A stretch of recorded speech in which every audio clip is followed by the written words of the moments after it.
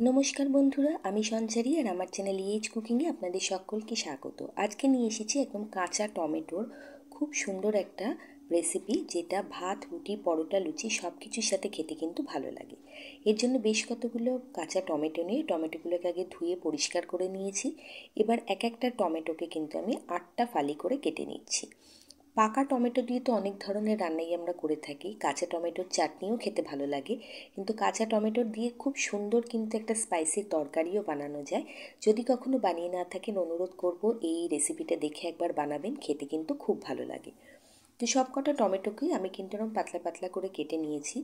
काँचा tomato किन्तु गलते एकटू समय लागे, एकदम गले किन्तु पाका टमेटोर मतो घेटे जाय ना, सेइजोन्नो एरकम पातला पातला करे काटले किन्तु कोनो समस्या नेই।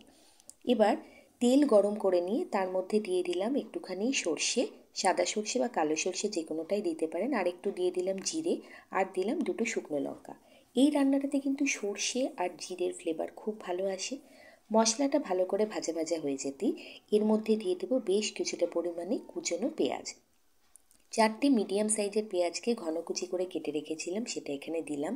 এই রান্নাটাতে যেহেতু একটু মশলার পরিমাণ বেশি হবে, এখানে পেঁয়াজটা কিন্তু একটু বেশি পরিমাণে দিতে হবে। এবার পেঁয়াজটা দিয়ে ভালো মতো নাড়াচাড়া করতে করতে লো টু মিডিয়াম ফ্লেমে পেঁয়াজটাকে ভালো মতো ভেজে নেব, যতক্ষণ না পেঁয়াজের রঙটা একটু পরিবর্তন হয়ে যায় আর পেঁয়াজটা একটু নরম হয়ে যায়। এবার এর মধ্যে দিয়ে দিলাম রসুন কুচানো, খুব ভালো করে রসুন কুচানো, প্রায় 1 চামচ মতো, আর 1 চামচ মতো গ্রেট করা আদা। আপনারা এখানে 2 চামচ মতো আদা রসুনের পেস্টও ব্যবহার করতে পারেন। সাথে দিয়ে দিলাম বেশ কিছুটা পরিমাণে হলুদ, আর দিয়ে দিলাম হচ্ছে লাল লঙ্কার গুঁড়ো, আর একটুখানি হিং আমি এর মধ্যে অ্যাড করেছি। হিঙের ফ্লেভারটা কিন্তু এই রান্নাটায় ভীষণ ভালো আসে। এবার সমস্ত মশলাটাকে দিয়ে ভালো মতো নাড়িয়ে চাড়িয়ে কিন্তু মশলাটাকে কষিয়ে নিতে হবে। এই রান্নাটাতে তেলটাও একটুখানি বেশি পরিমাণে দিতে হবে, আর জলের ব্যবহার যেহেতু হবে না, এটাকে কিন্তু একটু ঢেকে ঢেকে রান্না করতে হবে। এবার মশলাটাকে কিন্তু ভালো মতো কষিয়ে ভাজা ভাজা করে নেব, যতক্ষণ না মশলা থেকে ভালো মতো তেল বেরোনো শুরু হচ্ছে। তো দেখুন মশলাটা কষানো হয়ে গেছে, গা থেকে অল্প অল্প কিন্তু তেল রিলিজ হওয়া শুরু হয়ে গেছে। এই সময় এর মধ্যে দিয়ে দিচ্ছি 1 চামচ পরিমাণে জিরের গুঁড়ো। ধনের গুঁড়োও দেবো, কিন্তু সেটা এখন না, ধনের গুঁড়োটাকে শেষ পর্যায়ে এসে দিতে হবে, কারণ এই রান্নাটায় ধনের গুঁড়োর ফ্লেভারটা কিন্তু খুব ভালো আসে। এবার জিরেটা দিয়ে ভালো মতো ভাজা ভাজা হয়ে গেছে, মশলা একদম কষানো হয়ে গেছে, খুব সুন্দর একটা মশলা ভাজার গন্ধ যখন বেরোবে এবং মশলা থেকে তেল ছেড়ে দেবে, তখন কিন্তু এর মধ্যে দিয়ে দিতে হবে কেটে ধুয়ে রাখা কাঁচা টমেটোগুলো।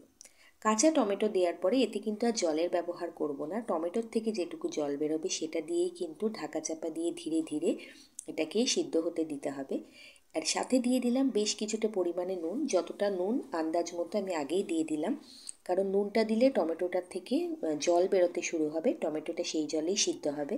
আর দিলাম সামান্য একটু চিনি, যেহেতু এই টমেটোগুলো বেশ টকটক হয়, তো সেই জন্য স্বাদটাকে ব্যালেন্স করার জন্য সামান্য একটু চিনি কিন্তু অবশ্যই দেবেন। এবার সব কিছুকে আবারও ভালোভাবে মিশিয়ে নিলাম, মিশিয়ে নিয়ে ঢাকনা চাপা দিয়ে দেবো, দিয়ে 4 থেকে 5 মিনিটের জন্য লো টু মিডিয়াম ফ্লেমে এটাকে কুক হতে দেবো। 4-5 মিনিট পরে ঢাকনাটা সরিয়ে আপনাদের দেখাচ্ছি। দেখুন বেশ কিন্তু জল জল বেরোনো শুরু হয়ে গেছে, এর থেকে আরও কিন্তু কিছুটা জল বেরোবে। এটাকে এরকম ঢাকা চাপা দিয়েই ধীরে ধীরে রান্না করতে হবে, তাতে কিন্তু ধীরে ধীরে টমেটোর গা থেকে জল বেরোবে, সেই জলে টমেটোটা সিদ্ধ হবে। একটুও কিন্তু জলের ব্যবহার এই রান্নাটায় করা যাবে না। 4-5 মিনিট পরে নাড়াচাড়া করে নিয়ে এটাকে আবার ঢাকনা চাপা দিয়ে 3-4 মিনিটের জন্য রেখে দেবো, যতক্ষণ না টমেটো ভালো মতো নরম হয়ে আসে। দেখুন এর থেকে কিন্তু অনেকটা পরিমাণে জল বেরিয়ে গেছে, বেশ একটা থকথকে মাখো মাখো ব্যাপার কিন্তু হয়ে গেছে। এইবার এই টমেটোটা একটু চেক করে দেখে নিচ্ছি, টমেটোটা কিন্তু বেশ কিছুটা নরম হয়েছে, প্রায় 60 থেকে 70 ভাগ, কিন্তু পুরোপুরি নরম হয়নি। আর আমি যেমনটা আগে বললাম, এই টমেটো কিন্তু একদম ঘেটে যাবে না, পাকা টমেটোর মতো একদম মাখন মাখন হয়ে যাবে না, এটা কিন্তু একটু খচখচে থাকবে, কিন্তু নরম হয়ে যাবে। এবার সমস্ত কিছুকে ভালোভাবে আরেকটু নাড়াচাড়া করে দিলাম, আর একটু সময়ের জন্য কিন্তু এই টমেটোটাকে সিদ্ধ হতে দিতে হবে। ঠিক এই পর্যায়েতে এসে এখানে 1 চামচ মতো ধনের গুঁড়ো দিয়ে দিলাম, দিয়ে ভালোভাবে নাড়াচাড়া করে নিয়ে আবারও 2 থেকে 3 মিনিটের জন্য ডিমে আছে এটাকে বসিয়ে রাখবো।